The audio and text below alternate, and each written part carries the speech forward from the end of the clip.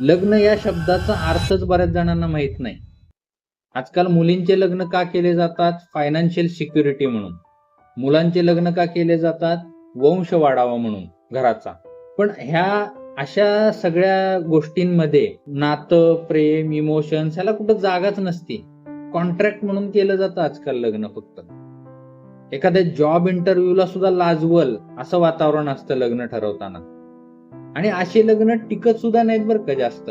पण ह्याच्यात भरडलं कोण जातं मग? जो व्यक्ती ह्या नात्याकडे अपेक्षेने बघतोय तो, जो ह्या नात्यामध्ये इन्व्हॉल्व झालाय तो, आणि ती लहान लहान मुलं ज्यांना कळतच नाहीये काय चाललंय नेमकं आजूबाजूला आपल्या, ज्यांचा ह्याच्यात काही सुद्धा दोष नाहीये, हे लोक भरडले जातात. आता माझा अशा आई वडिलांना एक विनंती आहे, जे त्यांच्या मुलामुलींचं लग्न फक्त एक समाजाची प्रथा आहे म्हणून करून देत आहेत. एकदा आधी बघा, तुमचा मुलगा किंवा मुलगी हे नातं निभावण्यासाठी तयार आहे का? तो मेंटली प्रिपेअर्ड आहे का? त्याच्यामध्ये इमोशन्स आहेत का? का तो सुद्धा ह्या नात्याकडे फक्त एक कॉन्ट्रॅक्ट म्हणूनच बघतोय? एकदा बघा. नाहीतर फक्त तुमच्या मुलाचं किंवा मुलीचं नाही, एका अख्ख्या कुटुंबाचं आयुष्य बर्बाद होणार आहे. बाकी चर्चा कमेंटमध्ये करूच. पटलं असेल तर फॉलो करून ठेवा.